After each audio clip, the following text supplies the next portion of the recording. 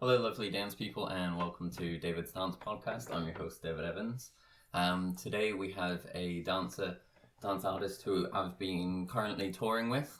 We've been touring work by Sonia Sabri together called Same Bit Different. The piece is a family show that is all about celebrating our differences, and we've been taking that around the UK, mostly in the Midlands, in a series of performances at libraries. And they've been really going great. So I've had the chance to get to know this dance artist who is training in Kathak and brings her Kathak style to the piece. And so we're very happy to welcome to the podcast Aakanksha Rawat. Yes. Aakanksha Rawat. There we go. Well done. Got it. Sorry, it took a second. Welcome to the podcast. Thank you so much. Thank you for having me. It is my first podcast, so what an honor. Hey, thank you. First podcast. Here we go. Nice. I actually wanted to start off by talking about some of the stuff we talked about this morning. So we've been getting into a lot of kind of conversations about dance throughout this tour. And this morning you were telling me a little bit about Kathak and Indian folk dance, and that the influence that has had on your training as well. Can you tell us a little bit about the origins of Kathak as a style for those who aren't familiar with it? Yeah, sure. But before I start, my knowledge is also basic, and as a part of my training, I got taught that by my teacher herself, Sonia Sabri herself. She's my teacher as well, the company we are working for. So my knowledge is based on that, but from what I know, I'm more than happy to share that with you. So the Kathak, let's start off with the word Kathak itself, which has an interesting story on its own. The Kathak word derives from the word Katha, which literally means story, and Kathak means the storyteller.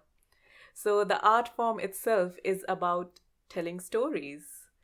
Yes, it's dancing in the form of dancing, your expressions, your mime, your acting, and your movement. You tell the stories, and that's the actual premise of Kathak. That's what it was for, to tell stories. The Kathakars went around to tell stories and spread knowledge. That was one of the main reasons why we had this dance form. And what sort of stories are typically told using Kathak? Yeah, very good question. Since Kathak is an ancient art form, like it's been there for thousands of years, from what I've heard from great masters and maestros, it started off from temples. So the stories, actually, a lot of stories used to be about gods and goddesses, and just spreading that knowledge and story can, in a way, Ari, and just spreading that across in the masses. That's where it originated from.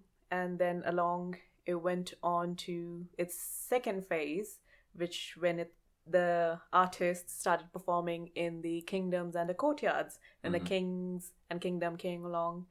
And I think that's where it modified a bit more and became a bit more secular, because a lot of Mughal influence took part. It's when the Mughals who came to India, I think they also had a lot of influence to the Kathak we have in today's day and time. And it evolved in that it became a lot more secular. It just wasn't just about telling stories of god and goddesses, but also just humans and people. It became more about people as well. And it just modified that. And even the costumes that we see, one of the traditional costume of Kathak we see today is also a bit of Mughal influenced as well. And then it came on its stage form, where it was performed in theatres. It was for theatres and stages. And one of the great artists, pioneers, who recently passed away, a great loss for our fraternity, Maharaji, Pandit Birju Maharaji. He was the pioneer who believed to actually bring Kathak to world stage. Right. So yeah, he has one of biggest hand in bringing the Kathak to world stage, spreading around, doing on theaters, and actually giving a lot of terminologies of Kathak movement that we have today. Like Right. I said, because it's so ancient, it's so old, not all the movement necessarily had names to it. People did the movements, but he actually had a big influence on how the terminology came in through. He gave the name to the techniques and just Right. spread across the world. And this is the stage we at. So that's one of the best things I like about Kathak is it's a people's art form. So it's for people and it's very individual. So I've been told, I can only say from my own experience and how I've been trained. My teacher, my guru, she always has been saying from day one, the great thing about Kathak is it's individualistic. Right. Like, yes, there are movement. You're supposed to have a certain movement. It's supposed to look a certain way, but also it needs to match your body type. Not every body type is same. Like no two people can be exactly the same. So there's no point of making the movement look exactly the same as the other person. It's physiologically not possible. And that to me is very different. And is that also tied to that, back to that ethos of like the storyteller and everyone being their own storyteller, and so telling the story maybe in their own way? Yes, exactly. I mean, because it's such a great individualistic art form, and traditionally Kathak is a soloist dance form. Right. A Kathak artist is supposed to be a soloist on the stage, accompanied by musicians and tabla artists, percussion artists. So yeah, it's traditionally a solo art form. So yes, exactly how that person, an artist, adapts that form and makes their own, that's where the real magic is. And of course, you have to train for years and years to understand the art form so well that you know how it adapts with your body and what works better for your body, and then work according to that. But then, of course, to get to that stage, one has to go through a rigorous training of years and really understanding the art form. So, yeah, exactly. Yeah, I think one of the things that's really interesting about that, and it speaks to the adaptability of Kathak, is like that it can be brought into all these different contexts that you've described, from it being in a religious context to then in a more secular and kind of aristocratic kind of context, and then into kind of a theatrical stage kind of context. And it speaks a lot to, I think, the malleability and the survivability of an art form when it can sort of do that. But it's also interesting to see the ways in which artwork and which styles develop or can feel quite different or can change very physically and literally, like depending on the sort of context in which they're performed. So like I can only speak from my experience with something like breakdance. So breakdance was developed at parties, and on the street. And so when people would dance, they would gather in a circle, and then they would dance in the middle of the circle. And because people didn't have very much room to dance, to show off these big moves, what ended up happening is breakdance became very circular. And breakdancers became very good at doing big moves in a small space. And so a lot of the reasons why breakdance is so circular is because you have to create a lot of impressive big movement in a small spot. And the best way to do that is not to have like traveling dance moves. It's to have things like basically turns of some form, in order to like maximize impact for the amount of space that you have. But then when you take breakdance and put it like on a stage, often the moves that people gravitate towards and the movements that people use become really different, And I see that with a lot of street styles where you put them on the stage, and because they're removed from their different contexts, they have to sort of adapt, use different movements, to sort of work for that bigger space, because they're often designed for smaller spaces. Is there any sort of thing like that within, even modern times, the different, like we've been, you've been performing Kathak as a part of this show, and we've been performing it in libraries, for instance, and how different that is from, performing it, in a more traditional cultural context. Is there a way for you that you find that you adapt Kathak, or you have seen it adapted in the past for those different contexts? Oh, God, yes. I've definitely seen performances where it's been adapted, but that's the beauty of Kathak because it's so vast. Right. I mean, there is section that they are typically, okay, two parts to Kathak. One is very technical, where it's like movement and technique based, and there's one that is we call abhinay, which is acting and a lot of mimicking. So a lot of face expression and acting and dancing through neck above is very much part of Kathak. Right. And when it comes to small, I've seen performances where like small gathering of people just sitting around you, very small, and the artist, the Kathak artist, is literally just sitting in one place and doing the whole show in that. So because it's all about acting and dancing through upper body and face and expression. So there's that aspect of Kathak as well for you can just have very small intimate audience, and the artist is so amazing that they don't even have to move from a place in order to captivate the audience and to show the whole story, just your upper body. That's very much part of the Kathak, how to express neck above and use your upper body and how to manage that to show that. And of course there's big extravagant movements like spins, like really fast spins, and solid footwork. Footwork is another very, very big part of Kathak. I think Kathak is the only Indian classical form that is percussive in nature. All right. And I've been so I've heard from my teacher and the master, but because footwork and stamping and all that percussive feet are very, very important part of Kathak, and that makes another huge impact in a huge space. Like, you can imagine, like, so many audience, that is like, whoa, just being able to capture thousands of audience just through the sound and producing rhythm and music and sound with your feet and all that, and doing big movement and like spins and stuff. As well between music and dance, which in a lot of in certain contexts are like more inseparable.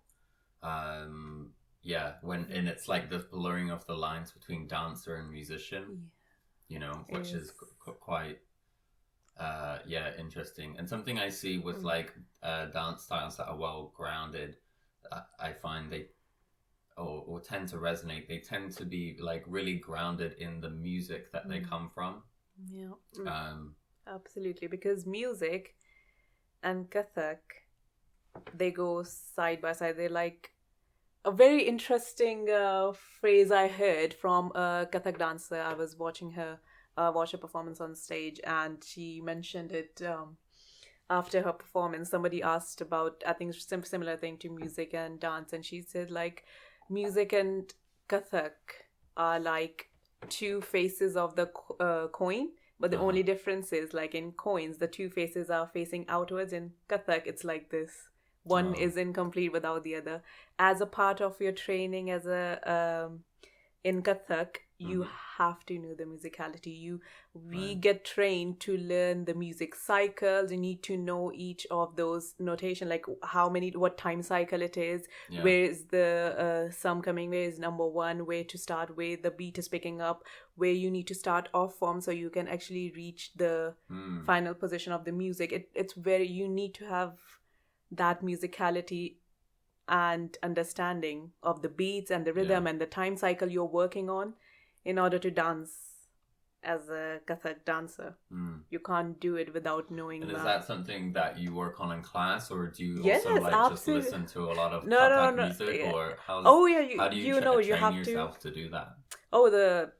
You get taught that Right. because it takes a while to train yourself. I'm still under training. I'm no way near that where I was like, I pick up like, yes, that's, I hear a music, I'm like, oh, that's the time cycle in it. This way it's going, this is where it's picking up. I'm nowhere near Right. that, but it starts from almost day one because Right. you need to know your music and your time cycle you're working on in order to understand how the movement is landing within that time cycle, because you can't just do movement anyway. Like it has to relate to the music, a certain time cycle.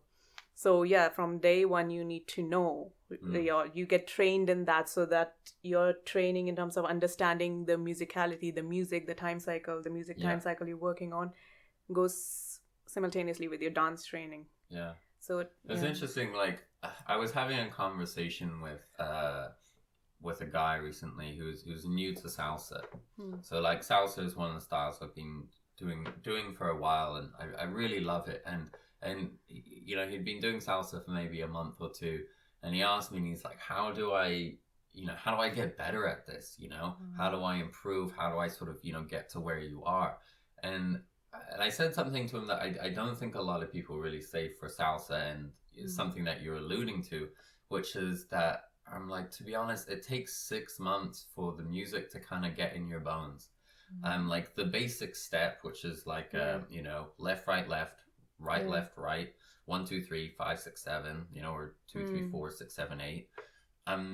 Just doing that for the 6 months and getting that into your bones so that you don't have to even think about it anymore, and you can find the one instantaneously if you get lost in the music, you know, because sometimes on some salsa songs they change the meter throughout, or the rhythm, so sometimes you can suddenly end up on the other side of the beat and have to find the one again. So because, you know, the way they do it almost to catch you out. And I was like, people really underestimate that in the beginning you aren't just learning the steps, but if you didn't grow up with the style of music, which for most people in the UK, they didn't grow up with salsa music.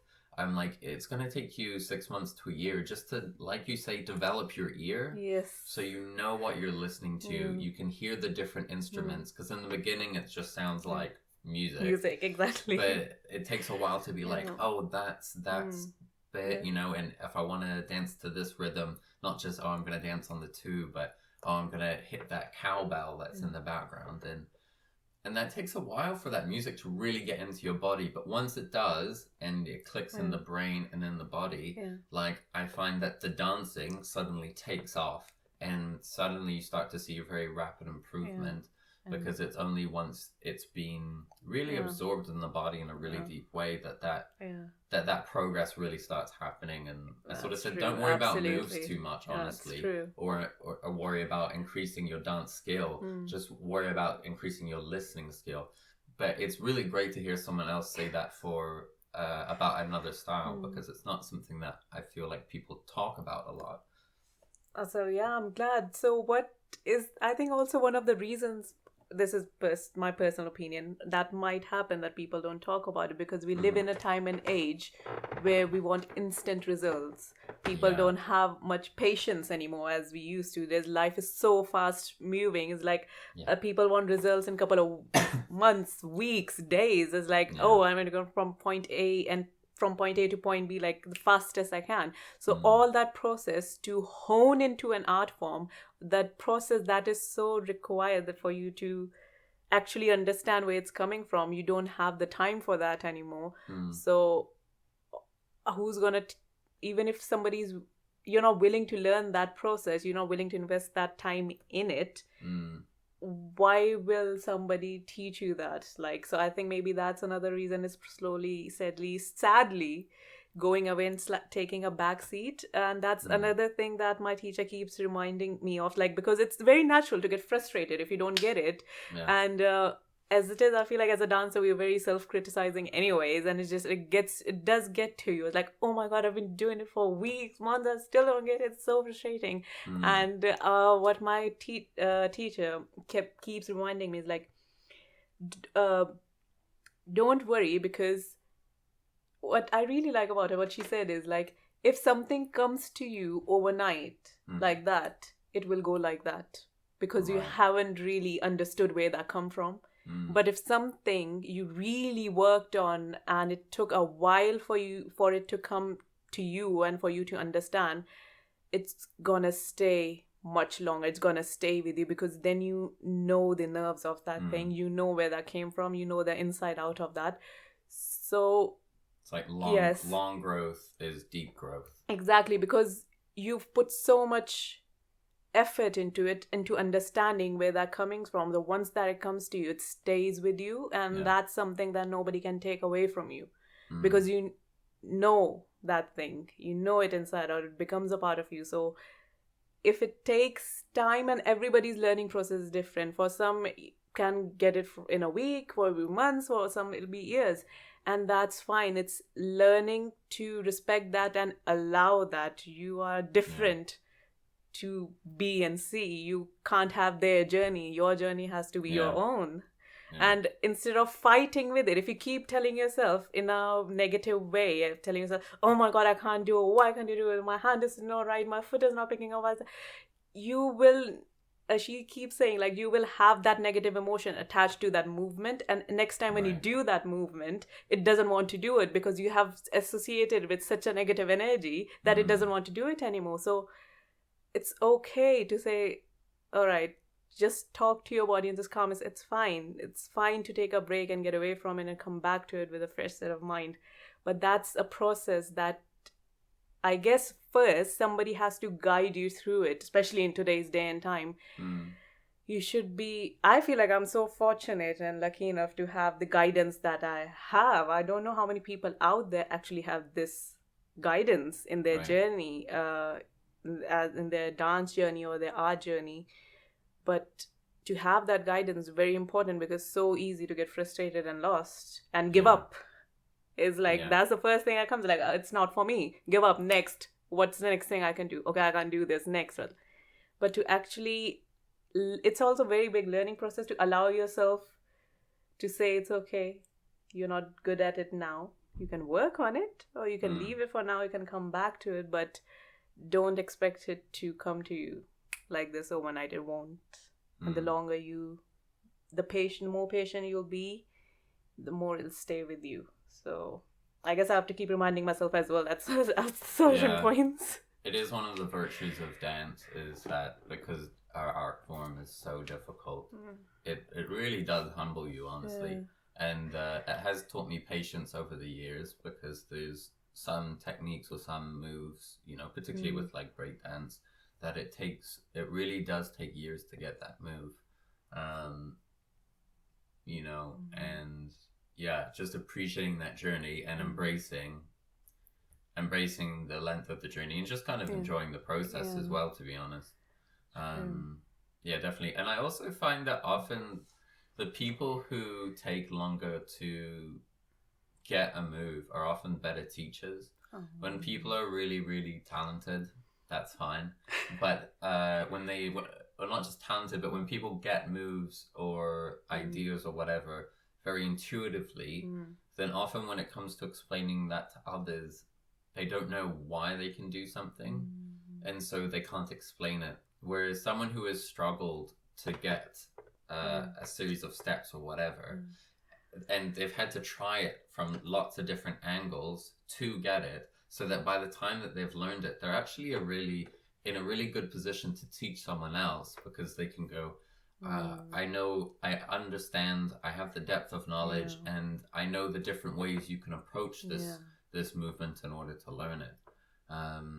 That's something I've found time and time again, is actually often those who struggle to learn things themselves, when they go on to teach others, they're actually very good teachers. No, that's true, because then they know what it's like, and like I said, different angles, they know about all those different angles and how you can approach it. That's true. And that's another thing. I think that's, as a dancer, I feel you'll be a student for the rest of your life, at least. And Yeah. that's how I see it as well. I was like, I still, yeah, I just find it like funny thing. When you were asking me how you would like to introduce, how would I like to introduce myself in the start of the podcast? I find that such a funny question because I don't know. I was like, I'm a dancer, okay, by profession, yes. I'm doing dance shows, yes, but technically on paper, professionally, I'm a dancer, yes. I'm learning Kathak, yes, but am I a Kathak dancer? I don't really think so. I don't. It's like such in-depth art form. You need years to do that, and I know I'm nowhere near that, but I'm in the process. I'm learning. I'm still training, and I'll keep training and learning for the rest of my life. I don't mind being called a student or a dancer. It's like, I'm happy to be called a student because, like, yes, I'm a student. I'm learning, and I'll be a student for the rest of my life. I'm more than happy to be a student because I don't think it's an art form that's so in depth and has so much depth in it and such a vast history to know everything about it in a lifetime. I don't think it's possible. Yeah. It is not possible. So I'll be a student for the rest of my life. So yeah, I'm more than happy for people to call me. I'm a Kathak student. Proud to say that. But yeah, so that's all. I always find that a funny thing when people ask me how do you dress. I'm like, okay. I see. Yeah. I see what you're saying. That it's good to just have that mentality of always learning. Definitely. Because it's something that you can see in dancers. I mean, most of the really, really gifted, good dancers that do make it are those who I think always maintain that student mindset of always wanting to grow, always wanting that kind of the next step, and how do I increase the skills? How do I continue to grow as a dancer, as a mover, as whatever. Becoming because you've been doing a decent amount of work, working professionally as a Kathak dancer. It's getting into that kind of work is very, very different from my journey, from the journey of Selene, who's our co-dancer in the company. The way a street dancer becomes a professional dancer is very different to the way a contemporary dancer gets into the work. Is very different to the way a ballet dancer, and so on and so forth.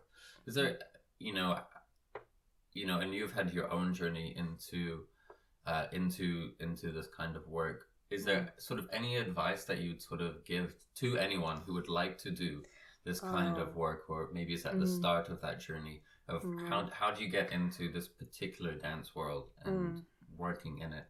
I think one thing that I would like to tell somebody is like, don't let your age stop you. Because we've had this discussion before.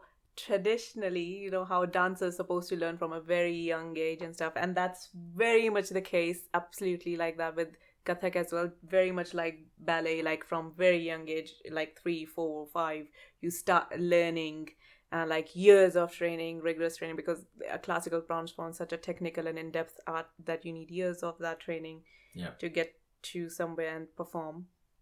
Yes, of course, you need that, you still need that, but some people I feel like can think, because it's such a norm and tradition to learn from such a young age in order to start learning dance style or pursue it, people just kind of can back off after a certain age, like, okay, this is not for me. Right. But I started properly learning, training under Kathak in my first year of university. Right. So before that, I didn't have any training in dance styles. I did that, and when I did started doing that, I had absolutely no intention in my mind of taking this as a career or pursuing this in the future, or even thinking, okay, I can do something with this. Right. I had absolutely no intention. I just always enjoyed dancing, and I always wanted to learn from a very young age. It's just my parents just never put me to dance schools or anything when I was younger, and I was back in India.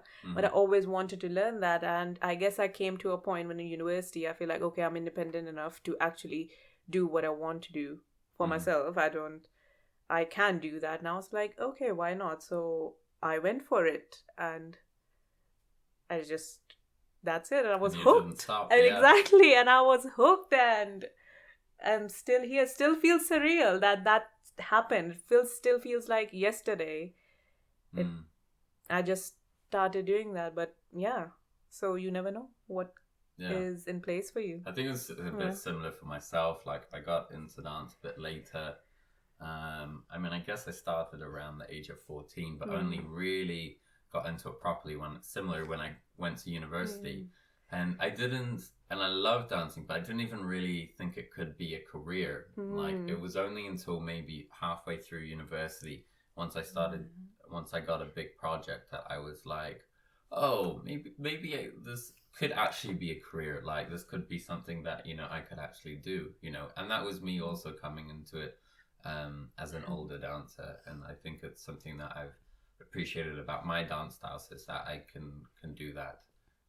But that's good to hear about Kathak as well. I think it's true with anything. If you're just willing to put that effort and hard work in, at the end of the day, that's what it is. So What do you think of the sort of the health of the UK Kathak scene? Is there things that you would like to see the scene do, or grow, or where would you like to sort of see it? Oh my god. What happened with the art form over the next 10 years or so? Gosh, I feel like this question is more directed to more bigger artists out there in the UK industry, because I know there's still debate going on, and I've been seeing some panel discussions about it. So I guess it's definitely more directed from that. But my perspective, okay, as a person learning Kathak herself, I would love to have a bit more knowledge about it, and the fact just more knowledge and more word of mouth about it, and just more awareness about it around the UK, because I didn't know how many Kathak dance styles were there when I started learning, so I didn't even know that they were doing it. Of course, if somebody is specifically looking for it, okay, I want to do some Indian type of dance style, maybe that's when they come across different dance. There's Kathak, there's Bharatanatyam, there's other classical dance form. But I would love to have much more awareness, like as a part, within the general public, that would love to have this as part of the UK heritage. Like, Kathak is not maybe it's not an exotic dance form, it's not an international dance form, it's actually very much part of the UK, because my teacher, Sonia Sabri herself, she was trained in the UK herself. She wasn't trained back home in India or subcontinent. No, she was trained here, and she is a marvelous, in my opinion, one of the best dancers in today's Kathak generation we have. And her whole training was in this country. She is a Kathak artist made by this country.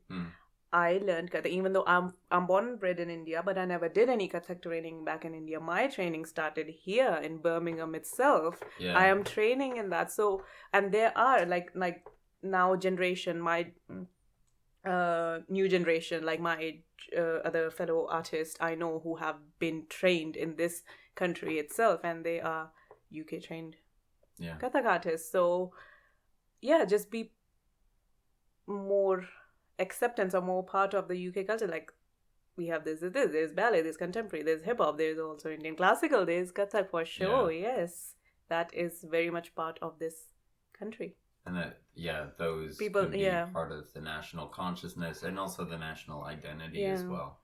It's like not people thinking of Indian classical and not thinking, it's from the subcontinent, it's not part of the UK culture. It's something like, no, actually it's a part of British culture. Very much now, I think so. Like, if you are generating artists who are learning and training scratch from in this country and making exceptional dance pieces and production and representing this country in that art form, then it is a part of this country, isn't it? So let's be Yeah. Yeah. Just I more think awareness. it speaks to two things for me. One is like how great it's been for us doing this tour of Sonia Sabri's Same But Different, because that has actually also just been a really good opportunity for us to just share Kathak with lots of kids and lots of audiences, and like you say, Absolutely. just spread awareness Yeah. of, hey, this exists, Yeah. and it's exciting and it's worth knowing about. Yeah. And that the piece itself becomes a vehicle to kind of just raise awareness, which is great. Absolutely. And Yeah. the kind of second thing is, I remember listening to this talk at the RSA by talking about heritage in museums and heritage spaces and things like that. And one of the things that has been an issue over the years is that you often don't see minority ethnic people in the UK making use of heritage spaces like museums or art galleries or national monuments or whatever. And a lot of the reason for that just comes down to, is your story being told?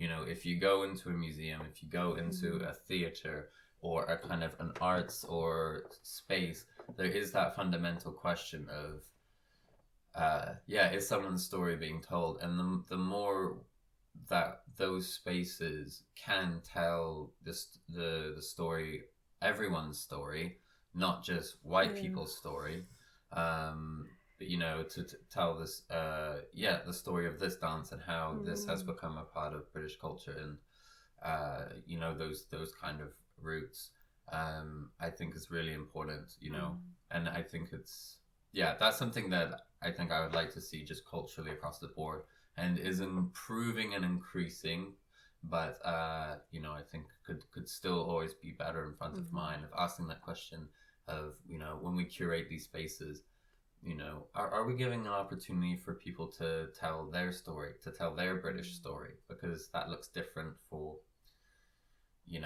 and the truth is that this island of Britain, it's always been a mixture of people. Absolutely. The idea that of kind of a monolith of Britishness is essentially a myth if anyone reads any history. Because you have the Celts and then the Romans and then the Anglo-Saxons and the Normans, then the Danes, and then Jamaicans, and then Asians coming in, and so it's this land has always been a melting pot of different peoples. So the idea of like a British people is almost of a sort of these are British people and these aren't, is kind of a myth, because it's always been a kind of melting pot going back thousands and thousands of years. Yeah, and I think that's the good thing about it, should be celebrated. Like one of the best things, multicultural. So yeah, definitely. Are there any projects coming up or anything that you would like to plug, any classes or things going on? Yeah, sure. So there are quite a few exciting classes that Sonia Sabri company does. Kathak, of course, being part of it. Yeah. If you guys are inspired, maybe you want to give it a go.